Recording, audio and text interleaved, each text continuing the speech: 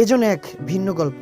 অসহায়ের মতো যেভাবে বসে আছেন ভয়ঙ্কর শীতের মধ্যে, হয়তো আপনারা অনেকে উপলব্ধি করতে পারছেন জীবন এই যুদ্ধে ভয়ঙ্কর এক বাস্তবতার গল্প তুলে ধরবো আপনাদের মাঝে।